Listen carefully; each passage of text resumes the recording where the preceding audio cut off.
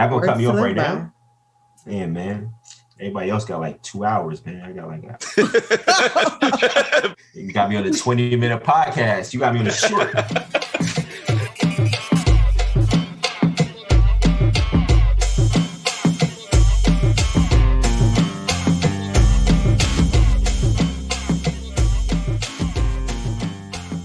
What up? It's Olivia Dope. And it's Blue, baby. It's a new week, and we are back with another episode of your favorite show, Blue Dope. We're at episode number 11, y'all. Yeah, I ain't gonna lie, I like that number. I mean, people say double numbers are good luck, right? Do they now? Well, that's fitting, because this week we have our own good luck charm, Joshua Dwain. Yo, big facts. This week we're back at it again with another one of our very first guests. And quite possibly one of the main reasons we decided to come back to doing this show. Yep. Josh is one of those people that you just want to talk to forever. I mean, we always have great conversation with him. So easygoing. And he always gives us the confidence that we know that we can really grow on an interview-based show. Yo, Josh is a pure character, nothing but laughs. But yo, beyond the personality, Josh is a very accomplished and successful photographer and creator. Our conversation brings us up to speed on what he was doing really during the year from hell and how he too was able to pivot and refocus. That's right. We revisit the original interview at the top of the show and then bring it home with our recent talk. Yo, Josh is a whole vibe. And we have another one. Yo, let's get into it, y'all. Joshua Dwain. We got Joshua Dwain in the building. Yeah. Photographer extraordinaire. Yeah. How you feeling, man? I'm good, man. I take that title any day, man. There you go. I think you earned it, man. Thank you, man. I think it's known out there. That's people here. Joshua Dwain is just synonymous with greatness right now, and that's a climb. That feels surreal to hear. Yeah. I'll take your word for it, though. Yo, by the way, why do y'all got those cameras up? Is that like like staging for me? No, it's not. Okay. That's We're just recording you, and Really? any sudden movement, What's gonna happen? dogs come out. Okay.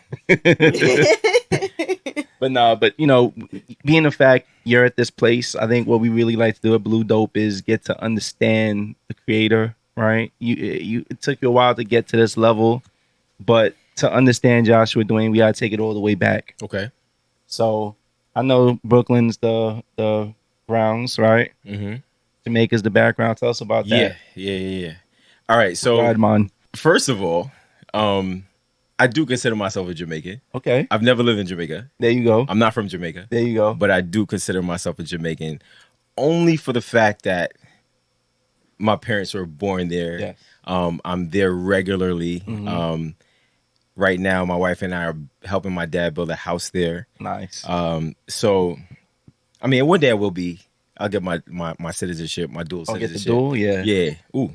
Yeah. One day I'll get that dual citizenship and I'll be Jamaican. But I'll be Jamaican officially. But yeah, man, I grew up right here in Brooklyn. In Brownsville. Okay. Right down the block is my stomping grounds. There you go. Sort of honed my street savviness right here in Brooklyn. And yeah, man, child of the 80s. You got to pick that up when you're out here in Brownsville, of course, too. It's Brooklyn, period. So, I mean, obviously, you weren't shooting weddings, right? Always. So, I mean, growing up, what even attracted you to photography? What was that first experience with a camera like for you? That's a really good question, and sort of one that I get very often because, like you said, most people know myself from like weddings specifically. Don't even know like any of the other things I've done, or even sort of how I came up.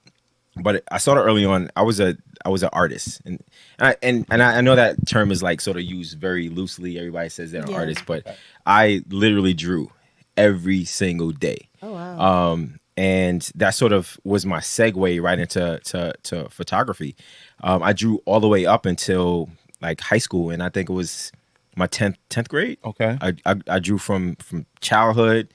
I was always in art programs. So my mom always sent me like to Pratt Institute during the summers. I was a kid. I loved to play ball, but I couldn't just go outside and play ball. Okay. My pops had to take me to the Pratt Institute. I had to do that on Saturdays, and then I come home after all my art assignments are done. Then I go play ball. So it was fostered in Yeah, you yeah. from a young age. My mother really sort of saw the interest that I had and sort of nurtured, what I like to do. And then when I got to high school, a lot of my boys, they drew, but they really wasn't into it. And all the girls were in a photography class. There you go. Smart man. That was, I mean, my boys left and went to photography, and then the girls were there. So it was sort of like a no-brainer for me. I didn't have any girls. Okay. So, I mean, what's the best way to try to get girls? Take pictures of them. Got it. Yeah. So, I mean, when you were drawing, you weren't drawing wedding dresses, right? Nah. What were you drawing? I loved cartooning. Okay. I love that sort of thing. I love making characters and things like that. And I was into comic books and all that. I still am to an extent. Got it. I'm not walking around with a kind of t-shirt, but I do love comics and all that. And that was the reason. I mean, I thought I was like born to like draw. Okay. Like I remember going to like on day trips to like DC Comics. Just to see how they were doing it. Just to meet artists and drawing all that, man. Yeah. So you've been a comic nerd? No, I wasn't a comic nerd. I love drawing. All right, so it's like, all right, they draw comic books. Yeah, and I thought that genre of drawing was crazy. Cool and it appealed to me. Okay. I didn't know every single character. I never walked on the street and say if I was Spider-Man, I would do this. That wasn't me, but you weren't here for the storylines. You were just here for the actual art. The art of drawing. Wow. That's correct. So now you picked up the photography in school. How does that work? Where you shoot? So you were shooting girls. You're like, hey, be my model for the day. Be my muse. Yeah. just straight up. That's pretty much what it is. That's straightforward. And then girls that weren't even in photography know that you take pictures. Exactly. So they would come in like the bell would ring. You go to your class, and they would sneak in just to get a picture. Wow. And it was crazy because back then it wasn't digital; it was film. Oh yeah. So then you got the darkroom aspect. So that, stuff happens in the darkroom. Got it. I always wanted to get to the darkroom, but I wasn't developing pictures. That never really happened. Oh, someone else was doing that. So the magic was happening for other people. Yeah, other people who had the actual game to do that, while I was focused on actually taking pictures. Got it. But yeah, I enjoy taking pictures of people. But then for me, that slowly kind of got boring. It was just like stay in the class, take pictures. Stay in the class, take pictures. How old were you at that point? I was about 14, 15. Wow. So probably about 15. You've been shooting for a minute. Yeah. I'm old. I'm old now. Yeah. So all right. So you got bored with that. I got bored with that. How do you take it out the classroom then? That's exactly what I did. Okay. I only just took it out the classroom. Okay. And I started walking on the street one day and just started snapping pictures. Wow.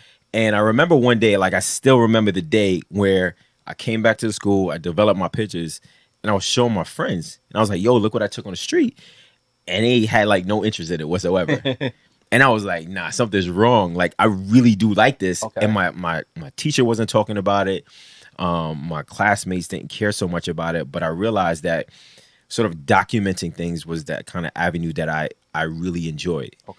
Still, I mean, I love taking pictures of girls. I mean, were you like the guys down in Soho, like walking around? No disrespect to the guys in Soho, but there's literally dudes that just walk around with cameras and try to take your picture. That's exactly what I did. That's what you did. Well, now, but I wouldn't like stop people to take portraits or anything like that. It would be just like flow, like journalistic, sort of like taking. I mean, my skills weren't honed, right? Like I would see a homeless person, I would just take the picture. Nice. It was that bad. You wasn't even breaking them off with $1 or nothing? Nah, because that I mean, their privacy. That's what's up. But that's what journalism is about. You can't pay people for their story. You gotta actually like. But yeah, I was a kid. Okay. So yeah, that was it. So I mean, how do you break into weddings? Like, where's that connection? All right. So after college, I decided that I wanted to pick up the camera again. All throughout college, I stopped taking pictures because all I knew was film, the darkroom, and at my school you didn't have anything like that. So I used to do. I still took pictures every now and then, but it was like develop it at CVS, and I'm still on this whole film vibe. I didn't know anything about the DSLRs. Nah, nothing. So after college, I said, you know what? I want to see if I could do this again, and I said I'm going to take the leap into digital. Okay. I had this blog that I used to run. I used to take pictures of like inanimate objects, like sneakers, fruit. It was just like dumb, but it was something that I did to sort of pass the time. I still like to take pictures. And then a friend of mine, she called me up one Saturday morning, very ecstatic, and she said, "Hey, I want you to take my wedding photos. I just saw your blog. My sister sent it to me, and I think you're love amazing." Those pictures of the shoes you took. Yeah, like and I'm like, awesome. Like I see it. Like, I I'm see take the pictures of vision. me. Yeah, My entire wedding that I will have forever. Crazy. Yeah, Yes. Crazy. these pictures mean so much to me, right? And I saw your sneakers. Wow. I'm gonna make sure she tunes into the podcast I and know. here's a story about her. But yeah, she hit me up and said, "Yo, I want you to take my wedding photos." Wow. I was real skeptical because I didn't know what I was doing, and I didn't allow her to hire me as her wedding photographer because I didn't know what I was doing. Okay. But what it did do was get me to it sort of piqued my interest into. So you into didn't wedding actually shoot that wedding? Oh, I went there and I shot that wedding. Oh, but they had another photographer. Yeah, I wasn't. Okay. I was Uncle Bob. Got it. I was Got it. Uncle You Bob. was that guy who's getting in the photographer's way. Yeah, and he actually his second shooter. Like I was literally following these dudes like around the church, like literally, Yeah. and he was like, "Yo, You are back what are there. you doing, Yeah. yo?" I was like, I said, "Yo, I feel like I sent something for you."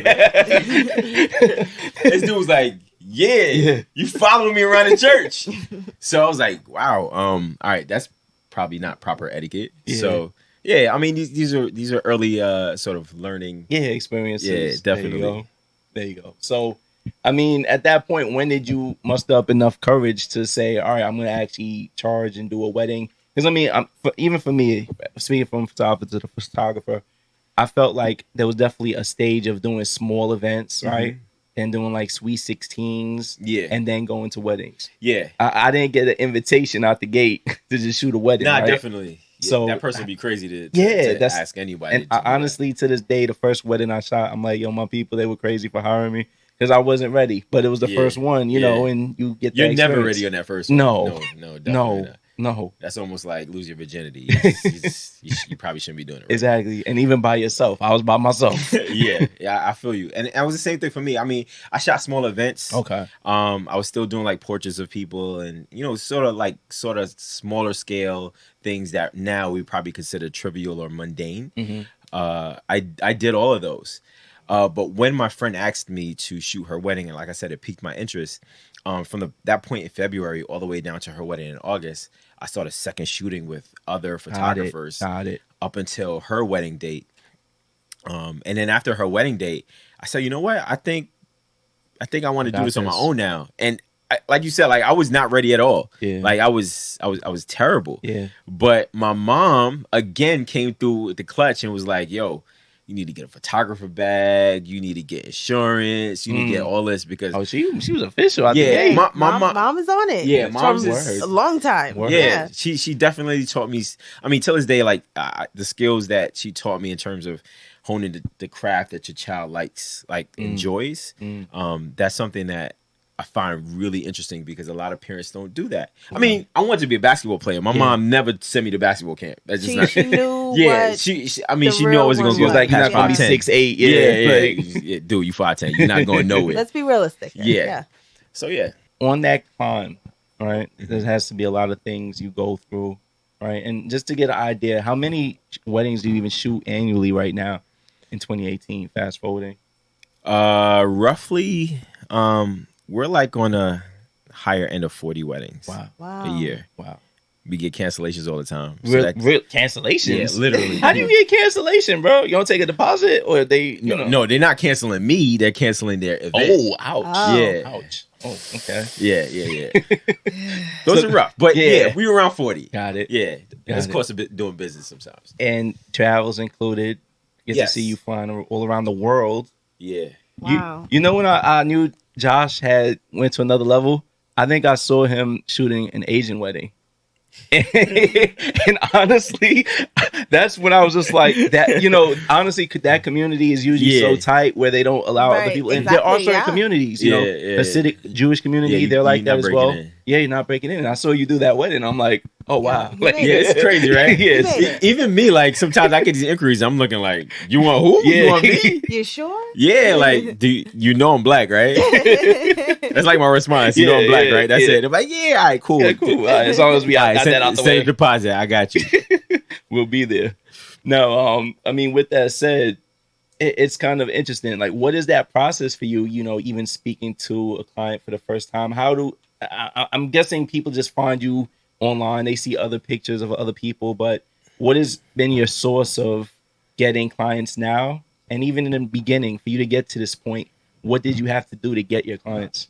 In the beginning is a lot different from now, and thankfully, because it literally is a struggle in the beginning. Like you're like hitting up your friends and friends and like, You know yo, somebody getting married, yeah, bro. you know somebody, yeah, yo, what about your homegirl? Yo, she still dating old boy when they get When married? they get engaged. They got Yeah, engaged. dad, yo, you want me to Put a ring talk on to her? their- Yeah. What's good with that? Yeah, Like, you want me to talk to XYZ? Like, yo, dude's slacking. Yeah.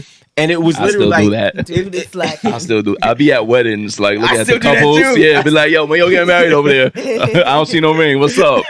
you got to, man. You You gotta have to. eat. Like, I gotta remember, eat. here's my card. When you ready, Yeah, I got slinging these pictures, man. Uh-huh. But in the beginning, it was like friends of friends. I remember, like I said, my friend who I shot, and there was some other church individuals that I shot, Okay. and then it spilled over to like my frat brothers. Okay.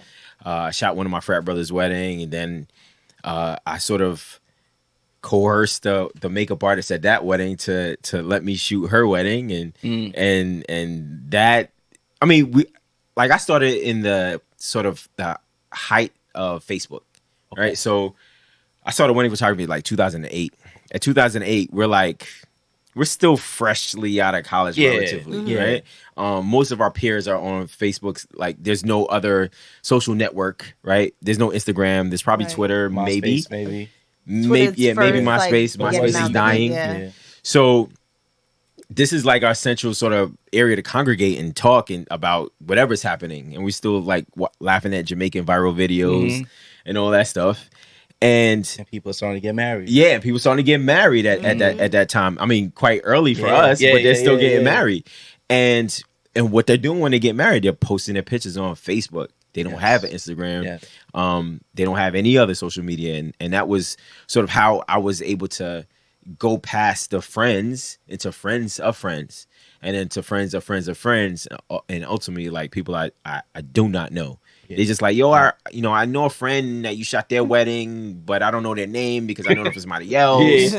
And then ultimately now today is sort of Instagram, still with that referral base, which is really, really strong, and I do lean heavily on my referral base to send me inquiries and referrals on a yearly basis. Wedding planners are really sort of a really good resource. Even wedding planners that I don't know that know us. I mean, I guess that stream comes from Instagram or social media right now. They have to be strong in their selection. Gives them credibility. Yes. Yeah. I'm thankful for it, man. Yeah. It's hard, man. Like literally everybody's a photographer. Exactly. Everybody can do what you do because the tools are accessible to everyone. Yes. So I'm extremely fortunate for the fact that I started in a time where social media was in its infancy, sort of like People were using it for something different. Right. Like photos became a bigger piece of it. Yes, yeah, and I came up in that, and I rode that wave into where we are now, where it's like, yo, we oversaturated, and everyone can do what you can do, not at your level, but they can take a picture, right? And I think that's where we are now. I mean, I've seen viral photos go up that were taken with the iPhone. Wow. And that would never happen years ago, right? Absolutely Like not. they would literally Not with a BlackBerry. definitely. Definitely. Some megapixels now. Yeah, the iPhone was kicking out like 12 megapixels, You man. got them portrait mode. Yeah, background getting blurry. Yeah, exactly. Crazy. So like, was there, because I mean 40 weddings a year, roughly.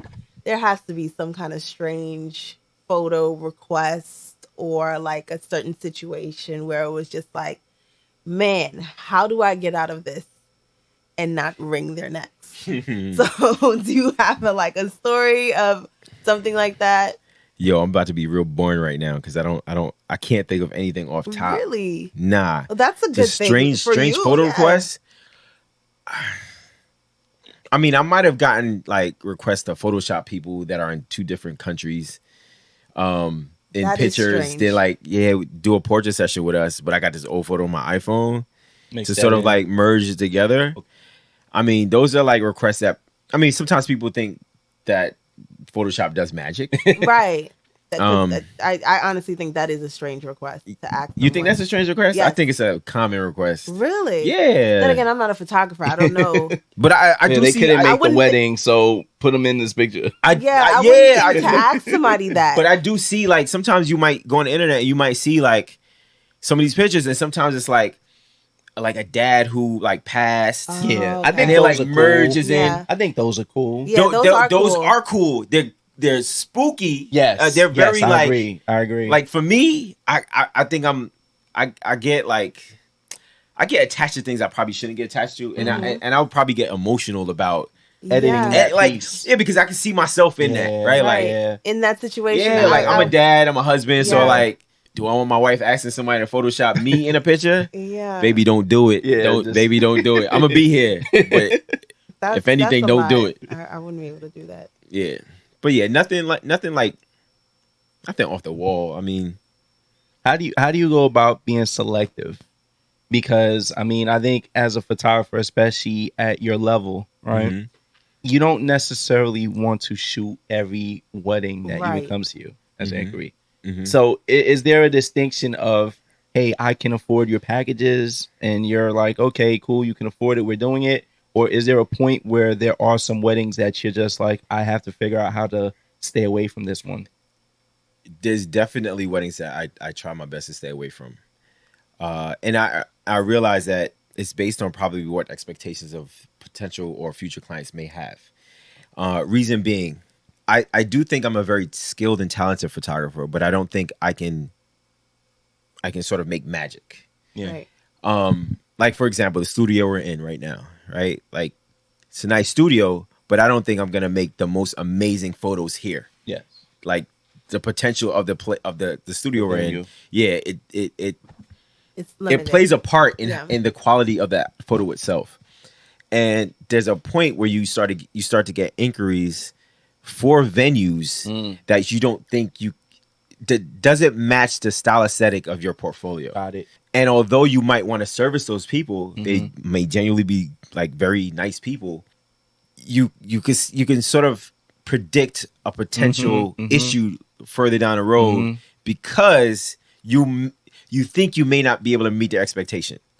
Right. So there was a point where I stopped taking inquiries or stopped even like saying I'm available for certain venues that I know I do not want to work at because of the aesthetics there. Got it. Yeah. It limits the art right out the gate. Yeah, because I feel like I'm bottlenecked into how hideous this place is. Yeah. And I mean, people look at an image and they observe everything about the image. Yes. And they'll look at the bride, they'll look at the dress, but they're also looking at the background. People don't go to Brooklyn Bridge just for the sake of going to Brooklyn Bridge. They want that background, right? And I make a lot of good pictures at Brooklyn Bridge, but I may not make a lot of good pictures in another area or venue. Yeah. So those are, I mean, that's just one of the reasons why, I try to scurry my way out of a certain situation without seeming like too prude, right? Because people do get offense, like they may take offense to, what you don't want to shoot here, you don't want to take my money, so I was not available that day. Yeah, and right. it has nothing to do with you yourself. It just has to do with the place that you've chosen to take your photos. They might not have. I can make magic sometimes, but just not there. Yeah. Just, tropical reflections might not be. Yeah, that's the Brooklyn spot though. Right. Yeah. That might not be the place where we can create magical photos that will go viral on Instagram. Nah, we could take some dope iPhone pictures in the dark. You go do some nice ones there. But not that. So all in all, I mean, you brought up being able to draw and looking at the comic books growing up. How has that helped you now as a wedding photographer? Is that kind of And when you're composing a photograph or making it, are you almost looking at it as a drawing? Might be stealing your answer, but how does that play into it now, or does it even at all? It doesn't, because you sort of realize that or for me at least, it may vary from photographer or artist or what have you. For me, I realized I can almost do anything with a pen and a paper. I can do almost anything. I can create whatever I want to do. In photography, sometimes you can't always do that. Okay. You can, if your resources are unlimited. But for wedding photography, where things are very quick, they need to be on time and very punctual, and then you might be working with a bride and groom, their parents, the 24 person bridal party. You the can't planner, the day of coordinator, the maitre d'. It's like everything's on you when your time is up. You can't necessarily do what you would do. Like you can't draw inspiration from your art. You're working with the time of day it is. You're working with the light it is. You're working with the couple and their aesthetics, what they're wearing, their own vibe, and time itself. So it's those are what I work with. Yeah. Those are the tools instead of a pen and a paper. And my mind. I'm working with now my mind and all of those other aspects to sort of create something for our clients. So yeah, you didn't see my answer. Got it. Yeah. Fair enough. Yeah.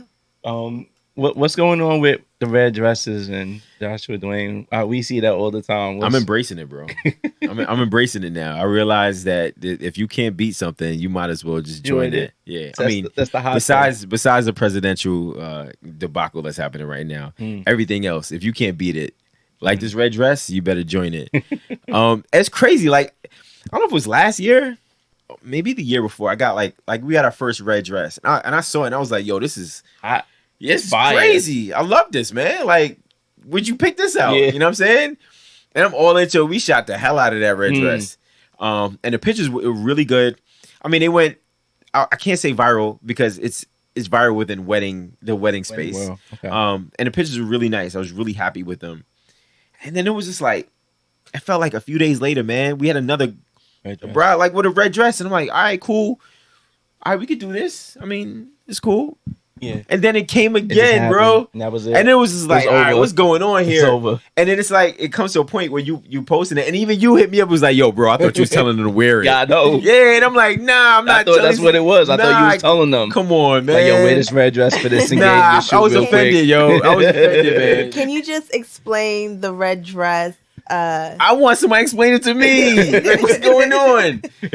I can't tell you what's going on. I think it's like almost a requirement. If someone's booking Joshua Dwain, please don't do it. They're like, I gotta get a red dress for this shoot. All right, I'm gonna try my best to explain this. Okay. For weddings, traditionally, in the Western world, brides wear white. Yeah.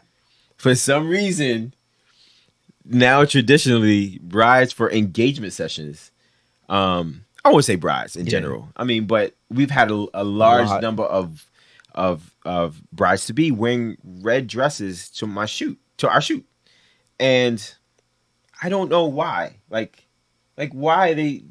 No clue. Like I don't have an answer either. I don't know. I mean, and the thing is, they all look good. Yeah. Like every last one of them, they look good. But I can't have an Instagram full of red dresses. This looks crazy. Nah, that's what I thought. I'm like, this is Joshua telling them to do that. I have to be really selective, even when I display on my website. Yeah, it's too many. Because people can get like the wrong idea. Yeah, you thought. I mean, you know me. You thought I was telling them to wear like, bro. Like, I mean, red. Like, bro. Real quick though, I want to say something. I know this is probably not on your your list of things to say. I know we're interviewing myself, and I know I'm here by myself with Olivia and Jim. Can I say Jim? Yeah, that's fine, man. Cool. But my wife is a big part of my business. Okay. And I definitely want to acknowledge my wife right now. She has been with me since we were dating. She started coming with me on shoots. Wow. She's a big reason why. I think, and what's funny is, like, I talked about my mom, how influential my mother was in my early stages of like drawing and stuff like that. And my wife has taken that role. in sort of pushing me, and a lot of images that people know me for are really because of my wife saying, yo, you That's better do awesome. this. Wow. Yeah. Because I get real timid, real easy. Like, nah, it's not gonna work, man. They ain't gonna want to do this. And she like, yo, you better get your butt out there and do it. Like, I'm telling you, it's gonna be dope. Like, forget it. Like, forget your, like, take yourself out of this and do it. Nice. And it's my wife. Like, she's really like the sort of like the backbone of what we do at Joshua Dwain Photography. Yes. So I definitely want to give my wife a shout out and let whoever's listening know that if you know me, you really know my wife too. Wow. It's definitely just not you me by itself. Nah. So you actually did take away my next question. Oh, my bad, bro. But no, it's cool. I'm glad I said it before you though. I want to big that up because it's kind of crazy. You've involved your wife in your craft, right? And obviously she's giving you a different type of inspiration. And I think that's amazing because she shoots weddings with you. Yes. It's not like she's shooting with you. She has 2 cameras herself, guns blazing. Awesome. Yeah. She's out there creating with you side by side. She's intimidating, man. So how many times does she get the better shot than you? Yo, it's crazy. I put an Instagram up today. Word. And I don't usually do like her shot, my shot. Okay. And it wasn't even intentional. Okay. It was like, I'm going to put a post up today. And I got these 2 pictures of a bride, and she looked gorgeous in her dress, but one has a veil and one doesn't. Okay. And it just so happened that the one that has a veil, my wife took it. She shot it. And I shot my wife out in a picture. She like people just think it's all- my pictures. yeah. Even when it wasn't my pictures, they would just think it's mine. And I wouldn't say it. And I started saying it was because I thought it was a company thing. Yes. And then it was mine. And then I thought it was mine. And then I looked at it. I was like, oh crap, this is not my picture at all. This is my wife's. Yeah. So I posted it and I said, the first one's Anika's. And the second one is Josh. It's very clear about that. And everyone liked hers. Everyone. Let me go look. And I think please double tap. Uh-oh. And when you double tap, there's a little follow thing on there. Just hit that too. If you listening, hit that follow button, Joshua _Dwain. There you go. Dwain, Yes. DWAIN for There we- everybody listening. Yeah. There we go. I'm gonna get verified soon. There you go. Blue checks. But yeah, yo, what's crazy? After when I said, yo, this time I think it's time for you to go full time. She came with me to a wedding, right? And the couple originally only hired me, and that was at a time where it was just me, or you can add on and get a second photographer, which was another photographer. And the couple only hired me, and I said, yo, come through, Yeah, let's do this. help me out. I want you to shoot with me. Yo, she shot the wedding with me, bro, and she legit, like, no mistake about it, got the shot. Like it was the first kiss, and mine, like, it looked doo-doo, bro. Like, it was bad. So she had the angle. No, she had everything. She had everything. And I said, yo, nah, you coming to me to every wedding, yo. I can't, like, nah. So did you teach her? Did she, like, when you started dating, did she already know how to shoot? Like, what no, was she that process? she was terrible. Wow. She wasn't a photographer at all. It's like, you're doing this. This looks cool. Yeah, she came with me to an engagement session. So the reason why she started coming with me is because I had a day job. So I used to work Monday through Friday, like a typical 9 to 5, but I was getting off at like 8, 9, and I wouldn't see her at all. Got it. The weekends were my time to like see her, but I was going to shooting weddings. Yeah, or shooting engagements, just doing all this other stuff, and we really didn't have time to like hang out and chill. So, I mean, I can't tell you come to my job. Yeah. So it was like, yo, come work to my, with me. yeah, come to a gig or whatever. Got it. And she started coming to my gigs, and she started giving ideas, but they really weren't thought out properly. Like, she was just really wet behind her ears coming to the gigs. So after a while, I started telling her, like, you know, this is how I'm going to pose them. This is what I want to do. What do you think from this aspect? And she started giving ideas, and they progressively started getting better to the point where I didn't have to give ideas. She's like, what do you think about this? I want to do this. So the more she started doing it, the more she wasn't a tag along. Like, she wasn't just hanging out with me. She was an asset. Like, I needed her there. Wow. Like now that made you put the ring on it even faster. Nah, definitely, yo. Because it's like, yo, I can't.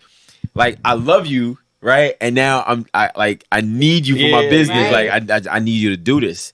Wow. So like even now, like I lean on my wife. Like I don't. She'll probably know now that I say it, but I lean on her like heavy. Wow. Like we just did a shoot today. Like, I left a shoot. Yeah, We came here, and I'm like, she like, yo, I'm tired. Yo, you got this today. And like, cool. Don't worry about it, because I know she's tired. Yo, we got to the shoot. I'm like, yo, I want to put him here. What you think? Like set him up for me. Yeah. And she'll like do everything, like set everything up and like pose them, and then she'll shoot it, and then she'll like evolve the pose and make it better. Like Nice. That's awesome. she's good, man. She's a good girl. So I mean, another thing that's awesome. You guys have a little girl, right? Yeah. Gorgeous little girl. Yeah, little Tori. Yeah, there you go. And I see that she travels with you to destination weddings. Yes. And I always want to ask, what is that like taking your daughter with you to these destinations? Take your daughter. Take one of your kids with you. It's gonna be work. exactly like that. Oh yeah? Yeah. Okay. Yeah. But see, the difference is, so I'll tell you this. I did a wedding last year in St. Martin, and my son, he was only 3 months. He came, and my wife, she's not shooting. She was with him hanging out. So the difference is your wife is shooting. Yeah. So who watches the kid? Yo, so How does that work? We were bringing a nanny with us. Oh, And then bring okay. her. But in truth, we don't bring our daughter with us anymore. Okay. Because like, I mean, when we were bringing our daughter, she was really young. Yeah. It was within her first 1 to 2 years Yeah. of life. All right, so bet Josh, it's been a minute. Welcome back to Blue Dope. Thank you. Back. Yeah. Ready to continue our pilot season conversation with you. I mean, a lot has changed in the past 2 years since we last spoke to you. And most would believe that, this pandemic would be a photographer's worst nightmare. But I mean, you've been winning. So, were you scared when COVID initially hit? Were you worried? Like, what was going through your head when 1 year ago, this week, COVID hit? What was going through your head? Yo, I got pessimist tattooed on my forearm. I don't know if you can see it.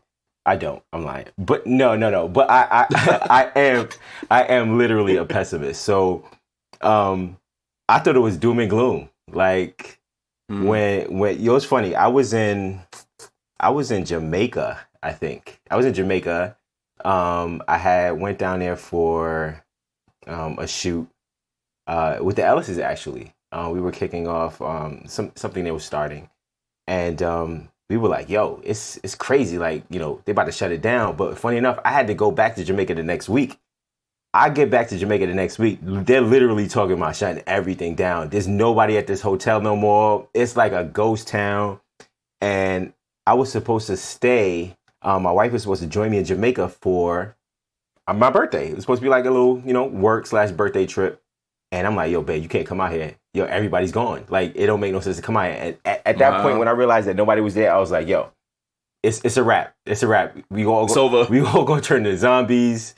It's gonna be World War Z all over. I like zombie movies, so I watched them all, and I thought everything was gonna be like that. I thought my business, yeah, I'm dead serious. And funny enough, I thought the business was going under. I was like, oh, there's no more weddings. That's it. That's. You are a Pisces. I'm gonna tell you right now. You are a Pisces. Just that whole dramatic. The world is ending. I'm very much into astrology, and I can tell you right now, yeah. It's funny how you feel like that. I mean, we all watch the same news, you know what I'm saying? But I honestly felt like the world was over last year. And we're still here, so thank God. I mean, did you feel like the pandemic ended up making you more creative? Like, did you have to start thinking of new ways to keep your business and just your skills sharp and keen the entire time? That's a good question, bro. I mean, I don't think because of the pandemic I was forced. You know what I'm saying? Like I didn't have I didn't wake up one day as like, yo, I gotta keep sharp because one day the world's gonna open back up again. But I think part of always doing art or always taking photos or always drawing or always doing something to keep myself busy. One day I was just like, yo, why am I still taking pictures right now? You know what I'm saying? Like, And at some point I realized I was like not even taking pictures for money. It was just like I'm just doing it because I cannot not take photos. You know what I'm saying? Like that's the thing that I started photography when I was like 15 years old. And I mean, I haven't done it consistently, but for the past 12 years, I've been doing photography like pretty consistently. And then when everything stopped, nobody wanted to take pictures anymore. I was like, yo, I told my wife, I was like, yo, let's go take pictures. My daughter, like, let's go take pictures. And I realized like I cannot not take pictures. So it wasn't, I wouldn't say it was like a blessing in disguise, but it reaffirmed for me at least that I'm not doing photography for money. You know what I'm saying? Money is a big part of why I do it, but ultimately if it wasn't if I wasn't getting paid, I'd probably still be doing it. You know what I mean?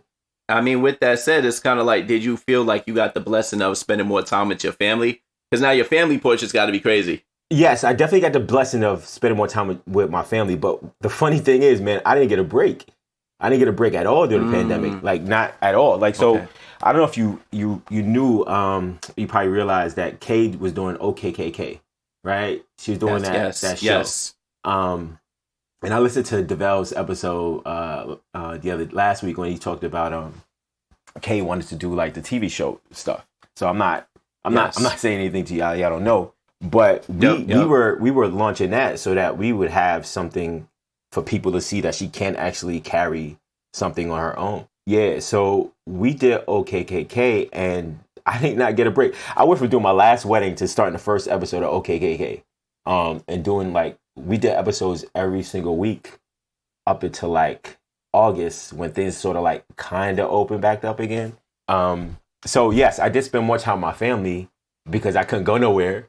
But at the same time, I spent a crap load of my time in front of my computer, on FaceTime, just working. I have to send you a congrats because, I mean, just on the talks of working, you were on the Nikon creators list, inspiring creators list. What happened? Like, where were you at? How did that transpire? Like, where were you when that happened? Because I mean, that's a pretty big deal, especially in the times that we were in at that time. Yo, it was dope, man. I mean, shout out to Nikon for, finally, I would say finally with a big underline under it for giving me a shout. I've been trying to develop my relationship with them for years. I took a picture of my wife, which was sort of like a happy accident. And it really went berserk because I don't know. I don't even know how they actually saw the photo, but it was pretty dope for Nikon to hit me up and tell me how much they've been admiring the work I've been doing. Finally, actually saying it to me and then saying, "Hey, we want to put you on our inspiring creators list for the year 2020." It was pretty dope. Thinking about all the restrictions that have been in place in the pandemic world, right? Now that things are slowly starting to open up, we hear capacity changing, the percentages. I mean, what's been your least and also your most favorite part about doing shoots right now? The mask got to be the biggest thing.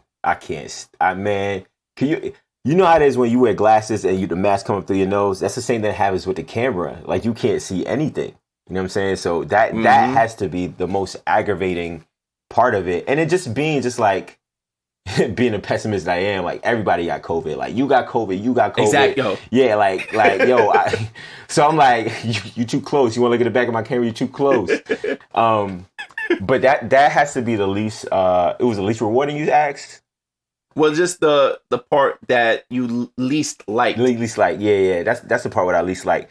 Now I think because of the pandemic and because prior to the pandemic, I was really known for doing like events and weddings and things like that. Because all that has actually slowed down, it's given me an opportunity to explore photography in a way that I did prior to me actually doing events. And most people don't know, but I started being a photographer. I didn't want to do events. Events wasn't something I cared about. You know what I mean? I liked portraits. I like people. I like editorial, I like fashion. And then when I got known for weddings, it was like, yo, I can't take any more jobs. This is what I'm actually eating off of. You know what I'm saying? But the pandemic actually allowed me to slow down, take a break, look at what I actually enjoy doing and say like, yo, I'm gonna just try that. Like, I'm gonna try to do this. I'm gonna try fine art. I'm gonna try portraiture. I'm gonna try product photography. I shot sneakers for a week, bro. Oh, nice. Just because I was able to like take a step away from it, and I think that was probably one of the biggest enjoyments. Like, at one point on my Instagram feed, I muted. If you had a wedding picture and it came up in my feed, I muted you. Like, I just didn't want to see it. And it was like, it's not no shade to like weddings, but I mean, I thought the war was over. Like, people are posting wedding photos in April, and I'm like, yo, like, we can't even leave our house. Like, so you showing these old wedding photos, and I get it. Like, this is your business, this is what you want to do, and you got to get like your content out. But for me, it was just like a reminder of what I enjoy doing, and I couldn't do it. You know what I'm saying? So I looked at every fashion photographer that I could find, every stylist I could find. I followed everyone, and I muted all the wedding stuff because I just didn't want to, take my attention away from other interests that I had at that time. So I think that for me, stepping back, sort of like getting a clear view was probably one of the biggest, most enjoyable parts of this pandemic, if I could find one. How much of a learning curve was it for you to do something like sneakers? Was it just like more like macro photography for you? Like, what was that feeling like? You haven't seen a sneaker photo from me yet, so you're not there yet. No, I'm not there yet. It's not the Josh standard. That's probably what it is. You probably have your own bar. Yeah, I mean, I think you're not gonna come out the gate like with gun slinging. You know what I'm saying? So if for me it was just like, can I do this? It's like, I don't know if I like this enough to actually do it, but it was good, just trying to learn and trying to understand. But it's difficult, and that's one thing that I think a lot of people don't realize. Like, photography in general, it might be one art form, but under the different genres of photography, there's so many different genres, and it's tough, man. Like, I shot wine bottles, you know what I'm saying? I shot sneakers, I shot watches. These things are like not easy at all. So, I mean, you haven't seen any because of that. Because of those reasons. But much respects to those that are doing that. And it's kind of interesting to hear that, because I think people don't realize that you have to, as a photographer, you have your specialties, and it's different between each kind of photography that exists. Yeah, for sure. I mean, with the just events, I mean, did you end up doing a lot of micro weddings because that became a thing? Or not even really, did you have brides and couples that said, all right, we can't have 300 guests. We're going to have 50. Josh, still come through. We need you. We had a few. We did a few micro weddings, but we didn't do, I'll probably say we probably did like 3 micro weddings through the whole course of the year. I know other photographers that maxed out, went like ham and we did like 30, but we didn't do many microwaves, probably because I just didn't. It really wasn't my thing. I mean, I can do them, but I'd rather spend my time doing other things that challenged me a little bit more. You know what I mean? And with the weddings, because for me personally, as a DJ, I've been asked about at least 4 times throughout the past year to DJ weddings. And there's just a guilt that comes over me. Like, I can't agree to this. You're trying to have like 50 people. I know I'm going to be socially distant, but I'm not going to post this. I'm not even going to mention, I just can't.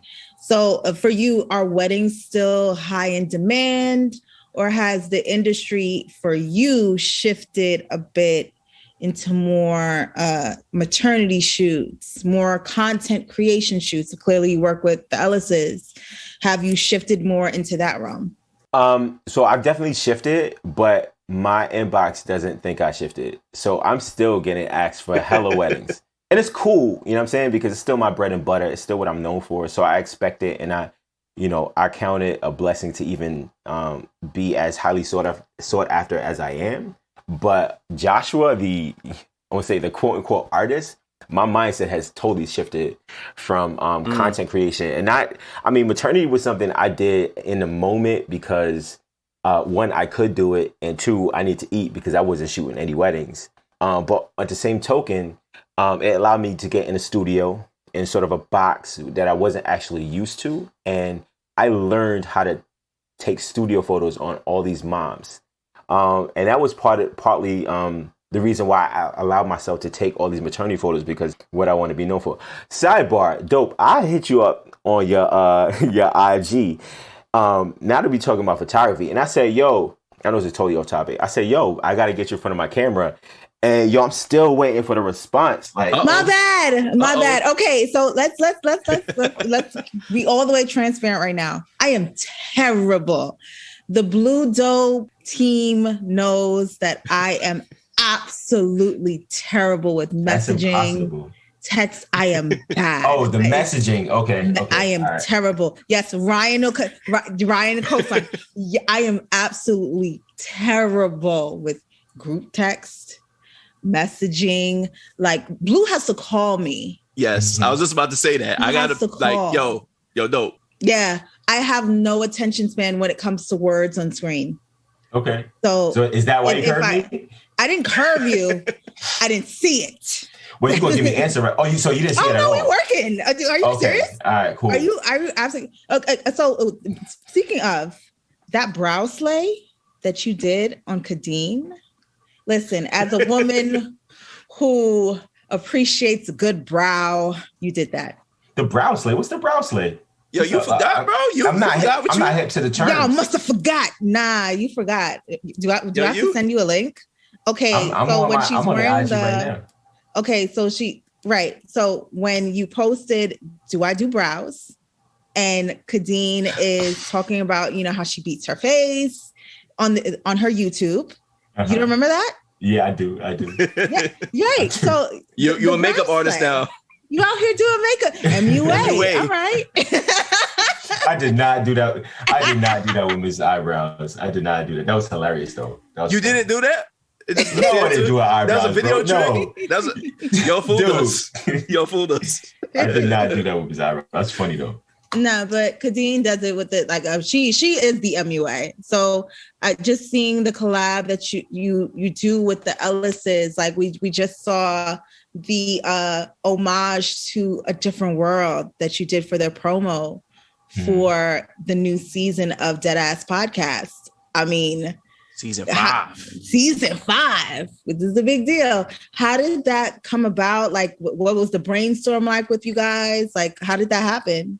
Honestly, I couldn't even tell you. I don't know. I've been working with these guys, the Ellises, for, I want to say like 11 years, maybe 12. There's just an energy that we have when we're working together. It isn't, I don't know, because that whole concept that we had, it was the second one we actually did. We actually almost did something that was really whack. And in a moment, we were like, yo, this is dope. It's going to kill. Hot. Yeah, it seemed hot, but you know what I'm saying?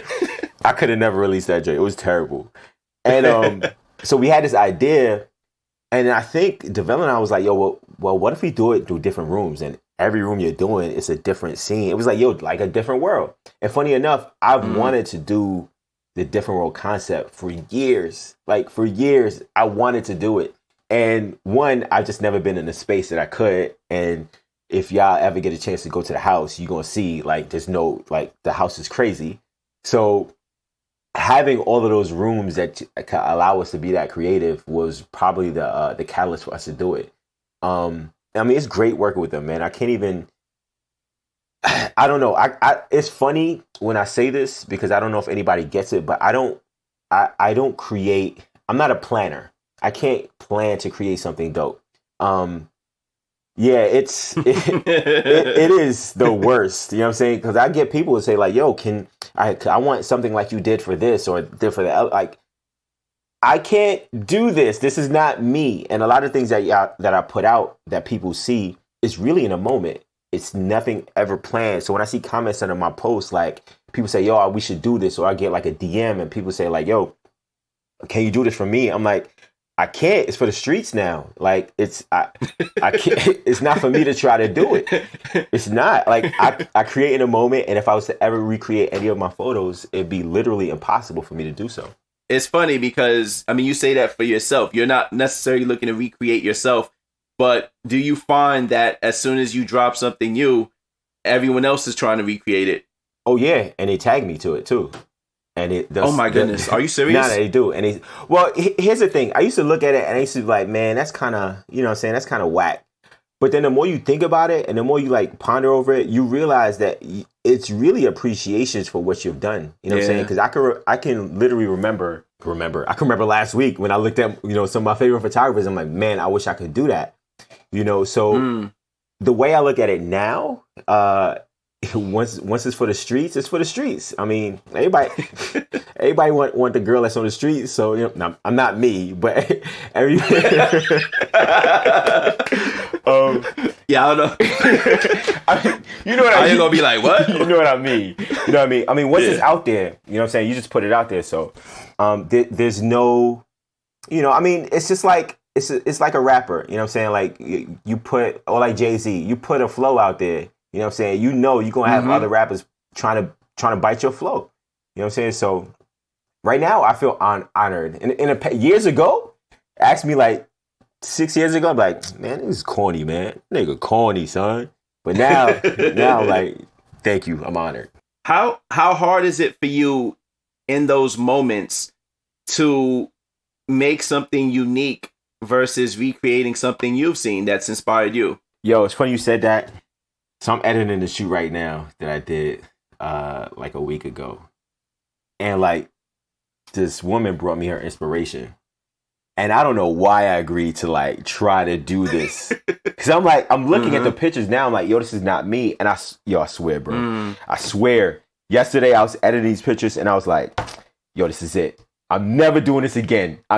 Because it when you try to recreate something, you relinquish all opportunities for you to now interject yourself into the shoot. You know what I'm saying? Because you released all of you and you're like looking at this picture like, all right, cool, I could do this. I mean, maybe I can change it up a little bit, but really your foundation is what somebody else created. None of that belongs to you. You know what I'm saying? And furthermore, you're trying to please somebody else as opposed to pleasing yourself and then giving them a part of you. So yeah, I'm done with that, bro. I'm done. I'm done.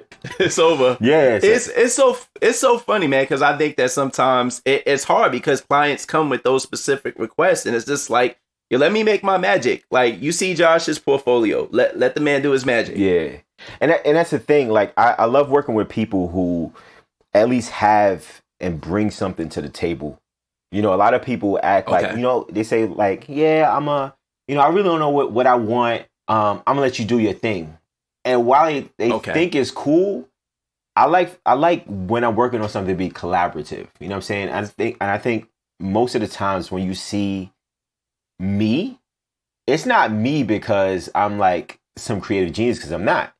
It's me because somebody's given me a part of them to sort of expand on or show them in a better light, as opposed to recreating someone else and making that specific person. You know what I mean?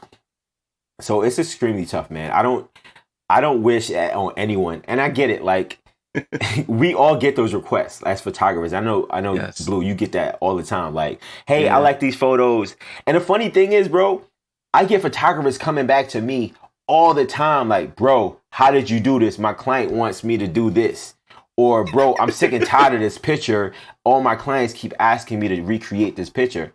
I get it. I hear the frustration, and I don't want to do it either. Yeah. So for me now, it's a matter of like, yo, I can't. You know what I'm saying? I can't do it. It's for the streets. I can't. It's over. I mean, yo, going back to Nikon, you've definitely been a Nikon loyalist. Thinking about technology. Right, mirrorless has become extremely popular. Nikon has really stepped up their mirrorless game. For those that don't know, it's kind of like photographers went from the SLRs to the digital SLRs, and now mirrorless is the new technology. Have you kind of dabbled with mirrorless? What are your takes on the technology and where it's going? I shoot mirrorless now. Oh, word? Yeah, I've been shooting mirrorless since I think 2013, actually. Oh, wow. Yeah, but I just never did it professionally. It was just something I like. My walk around cameras, you know, my vacation cameras, they all been mirrorless. And it was never up to par with me, like just taking it on assignments. Now, I just bit the bullet and I was just like, yo, I'm just going to go mirrorless. DSLRs are gone, or they're still there? Nah, they still in his bag. Sometimes? Nah, they still in his bag, bro. Okay. They still in his bag. But your go-to's mirrorless now. Yeah. I think I mean, I hate to be that old dude, still rocking with old technology. You know what I'm saying? If you realize the trend is going somewhere, why are you, what I'm saying? Why are you trying to like be a Renaissance man and saying like, yo, nah, I can't deal with. I remember that period when we were going to digital and there was film out. Like, I mean, I hate to age myself, but I started photography when like I said, I started photography when I was 15. Yeah. And at that point was like a transition from digital to from film to digital. So yeah, I'm not having those conversations no more. I'm strictly mirrorless right now. Did you stay Nikon? I'm currently Nikon. Okay. But I mean, I don't know what tomorrow's gonna bring. You flirting? Yeah, I am, bro. I am. Photographer talk. It is. I don't even want to talk gear right now. I don't even want to talk gear, but I mean, it is. I had to ask. All the photographers would want to know because you're dope. That's like if someone was up here, you was talking about Denons or Pioneers. You're right. You're absolutely right. The photographers want to know. So Yamahas. Right. You're absolutely right. Yeah. There you go. But yeah, we wanted to know. So mirrorless, Joshua Dwain is mirrorless now. Yeah. I don't know when this is dropping, so I won't say I'm Nikon. You know what I'm saying? Okay. I just say like I'm looking at other people. Okay. Nikon, come holler at me. There you go. Is the whole squad mirrorless right now? Because obviously, your wife. Nah. Okay. Nah, it's just me, honestly. Okay. Speaking of your wife, she's also a photographer. That's correct.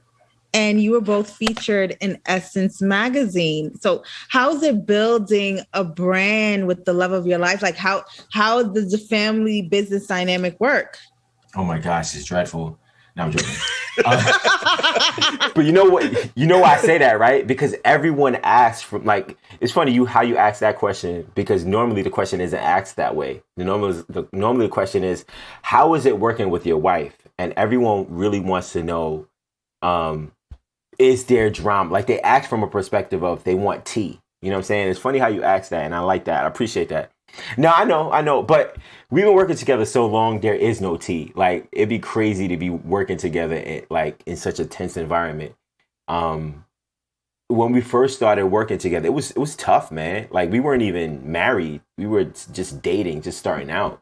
When we just started working together. And next month, it'll be 10 years since we've been married. Wow. Congrats.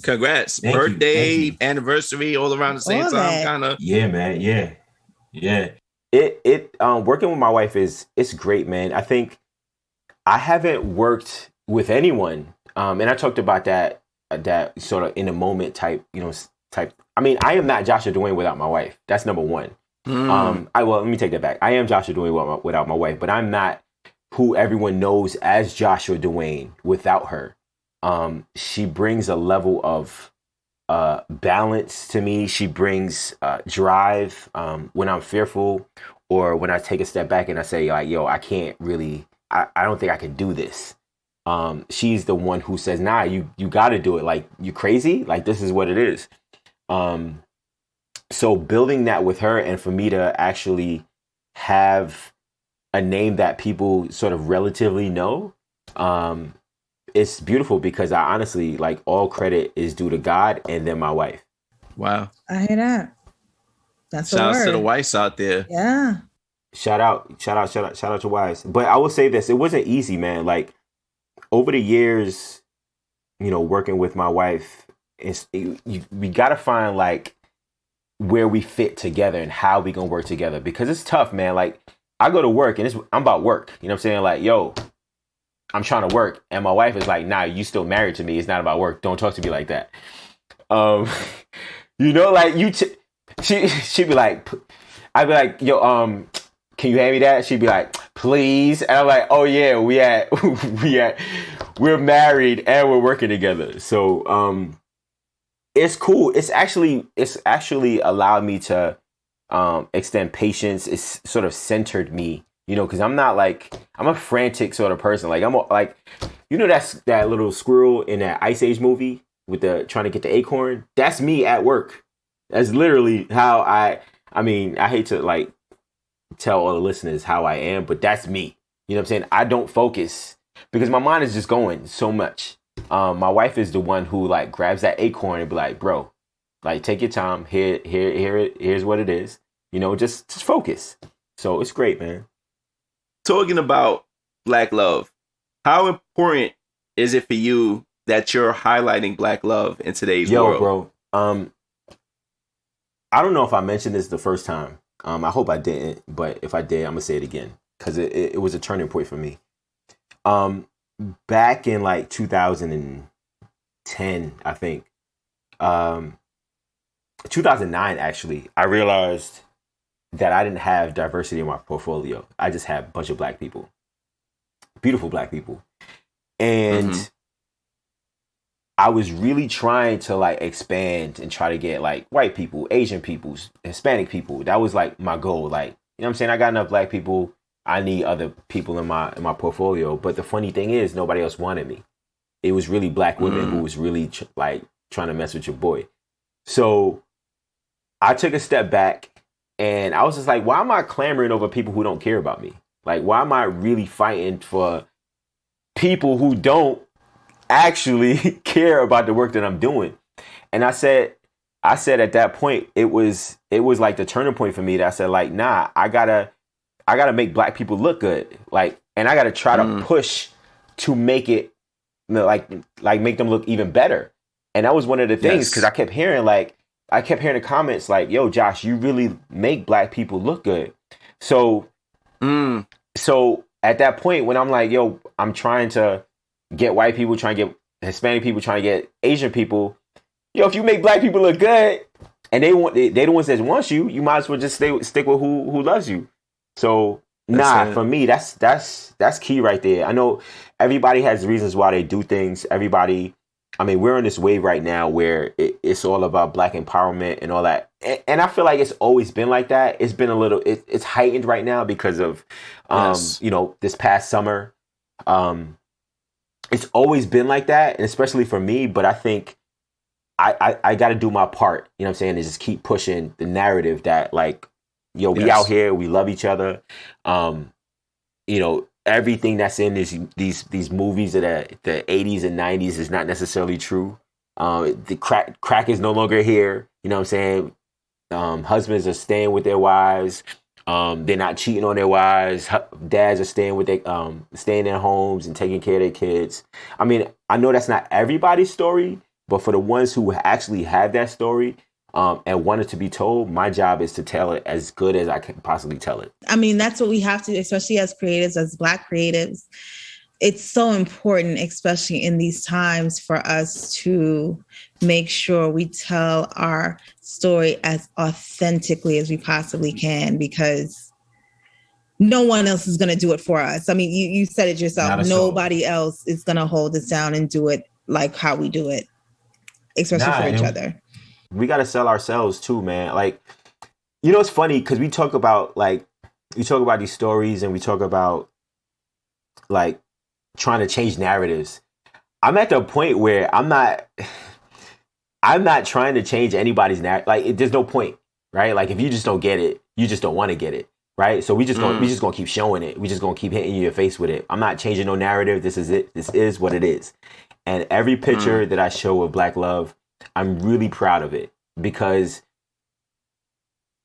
they would want you to believe it's otherwise. They would want you to believe that it's completely different. So true. We might not ever get to a place where we've convinced anybody, and I'm okay with that. Like, I'm at that point where I'm not trying to convince any media or any other, I don't want to say the wrong thing, but no other cultures that how we love or how we love each other. You know what I'm saying? Like, for me, at least, that day's over. Like, I could get political with it, but I'm not gonna say nothing. I'm just keep with it. Let me tell you, your viewpoints are almost identical to when we spoke to Deval, in terms of, you know, how we as creatives have to recreate that narrative of Black love and Black families and the strength in that, because there are so many outlets and media and platforms that have stripped us away of that. So it's important for us to bring that back and bring it to the forefront and let people know we're not broken. Yeah. We're here. And there are a lot of us in very healthy family dynamics and relationships. So we're not going anywhere. All facts. Yeah. All facts. So with that being said, you know, what is next on the horizon in the next 5 years, 10 years for Joshua Dwain? I hate that question. Oh my God, I hate that. I mean, I hate that question too, but you know, we gotta ask it. you know why maybe we'll get an answer.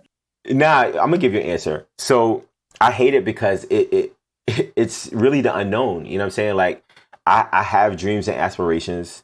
I wanna get into film, and I wanna write and direct. Actually, I don't want to write. Let me take that back. I want to direct and be a filmmaker. That's what I want to do. That's what I've always wanted to do. And maybe when I do my first film, I change my mind. Because remember, I did sneakers the other day. I was like, hey, it ain't for me. But that's my short-term goal right now, is to actually like create a short film, or I mean, and one day at least get to a feature film. Also, concurrently, and not necessarily depend on the other one, I want to actually do fashion. I want to be a fashion editorial photographer. That was my goal in 2010. That's what I said to myself, like, yo, I want to do editorials, and then weddings happened and that stopped. So editorial and filmmaking is where I see myself next. That's what I'm trying to get you in my portfolio, so that, you know, people could actually, yo, let me tell you something, yo. I keep changing the topic, going back to this girl's pictures. Yo, I went on Instagram, right? I went on Dope's Instagram, and I'm like, yo, because you wasn't in my feed for a minute, yo. So I'm like, yo, she taking pictures now? What the? I'm like, and then the thing, you're comfortable with the camera. So I think for me, all these years that I've been doing weddings, I've been taking pictures of people who aren't not necessarily comfortable with cameras all the time. They take pictures really on their phones or at special occasions. I want to take pictures of people who it don't need to be a special occasion for me to take a picture, because I don't need it to be a special occasion for me to take a picture. You know what I'm saying? And that, when you get to the people who like, that's why, I mean, Kay and I, we work together all the time. When you get and start working with people who don't need an occasion to take a picture, that's when you grow. Like, I've realized that's when I grow, because I am not taking a picture for an objective. Like, there is no checkbox that I have to check. I'm creating for the sake of creating. And that's where growth, that's for me, that's where growth lies. So creators creating. And you know what? I will add to your goals. Okay. Dope and Dwain collabo is definitely coming. It's in the works. It's happening. There we go. Y'all heard this. Happening. Y'all heard this word. Y'all heard it. Y'all heard it. Yo, she has responded to the DM. Well, I should be DMing right now. My Jason, no response. Just kidding. No, it's happening now. Like, for real, it's happening. It's gonna be fire. Trust me. Yeah, it's gonna be fire. Yeah, I want to see it. Mm-hmm. Mm-hmm.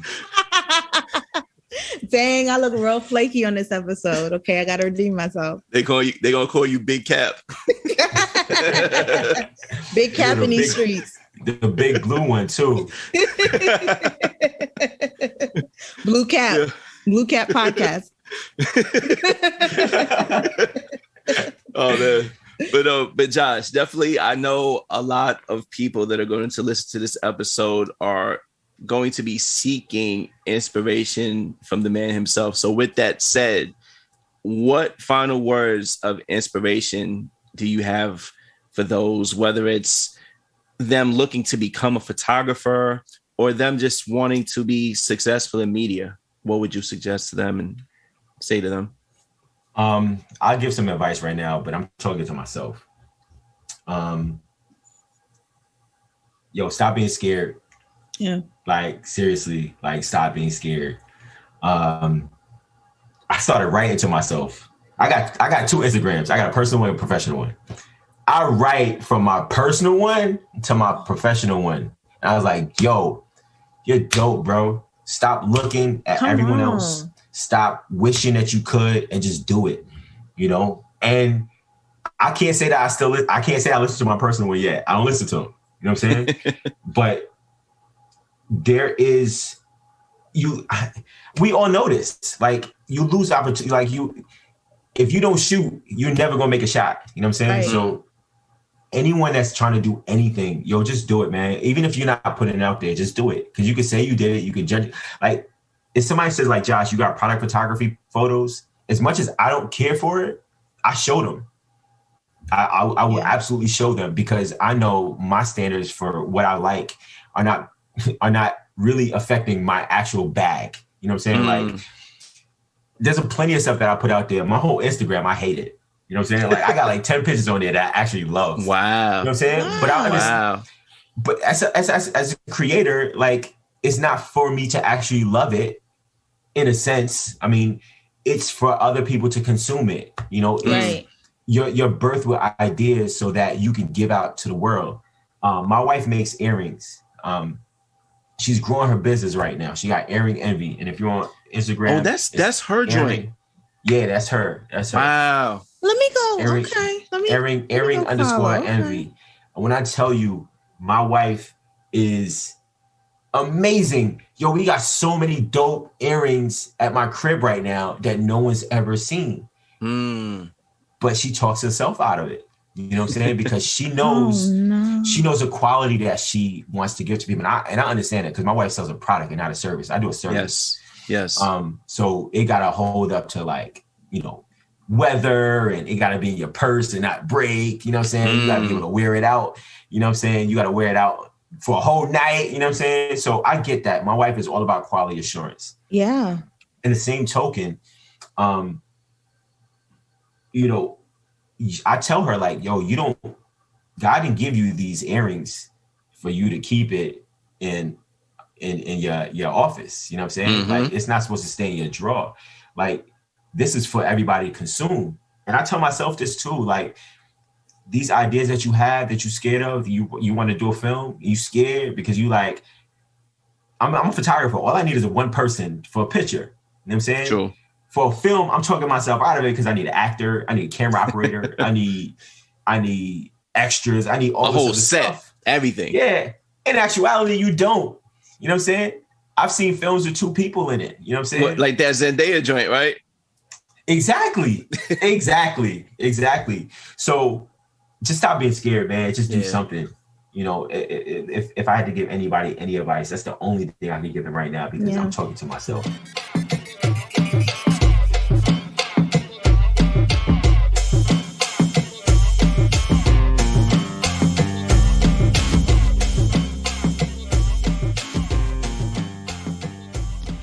Yes, that was quite a show. Always appreciate the transparency with Josh, and just out here blessing us with perspective. And you know what? He called me out. That's cool. We got it. It's gonna happen. Yo, you all right, Big Cap? I mean, Liv, you seem a little triggered over there. Triggered? Never. I'm good. Look, sometimes we gotta call a spade and just get the ball rolling. Yo, for real though, I can't wait to see the final product. I mean, yo, to all the listeners out there, hit us up with your thoughts, your comments, suggestions. And let us know, how do you see this Joshua Tums Dope collab working out? Hit us up on the email info@bluedope.tv. You know, I'm definitely interested to see what you guys have to say. Thanks again to Josh for coming through. Just a reminder, you can become a patron of our show at patreon.com/Blue Dope. That is patreon.com/BLUEDOPE. You never know, the product of this collaboration may find a home over there. Okay. I see where it heads at. But look, we want to thank each and every one of you out there for your support. We really couldn't do this show without you all. We truly, truly appreciate you. Special shout, Rochelle LaRoche. You were the true MVP, Rochelle. Appreciate you.